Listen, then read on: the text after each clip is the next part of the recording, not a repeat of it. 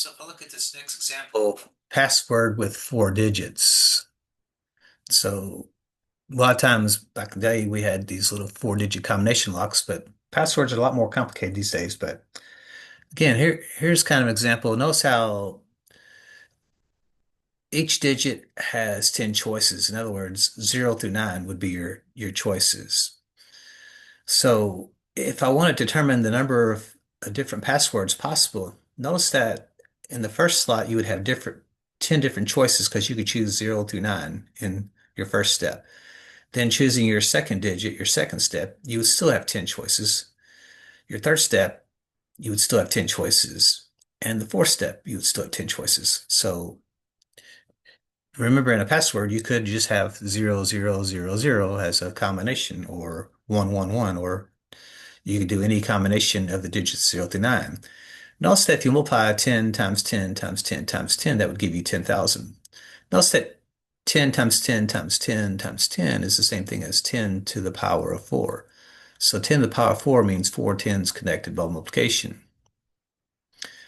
What's interesting here is when you multiply by 10, all it really does is mean add a 0. So notice that 10 to the fourth really just means to write down a 1 and stick on the 4 zeros. So 10,000. So notice how 10 to the fourth, that shortcut, that just tells you to write the 1 and 4 zeros because 10 times 10 is 100, times 10 is 1,000, times 10 is 10,000. But there are some patterns to your math where you don't have to do that. Now, on your calculator, you can type 10 to the fourth in, or 10 times 10 times 10 times 10. 10 to the fourth would be 10, would go into the calculator. And right above the division symbol, there's this up arrow. So if you hit the up arrow, it'll move your little cursor up here to the right of the 10, and now it's asking for an exponent. So if you put a 4 in there and hit enter, it'll do the math for us. It'll give us the 10,000. So when to use the fundamental counting principle? So if you have steps or stages, so if you kind of see that pattern, step 1, step 2, step 3, that is a possibility. Each stage has a set number of options as well. Notice how there's choices at each stage. And those stages are independent of each choice, so they don't depend on each other. So one choice does not affect the others. That's also important in the fundamental counting principle. So let's see what we got here. If I can make this a little bit bigger. So question 16. In how many ways could members of the following club line up all 8 members for a photograph?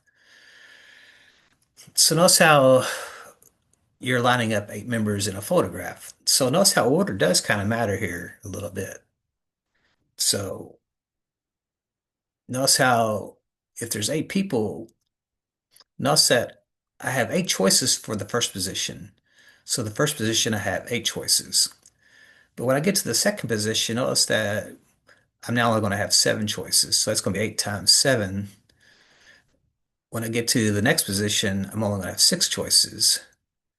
The next position, I'm only going to have 5.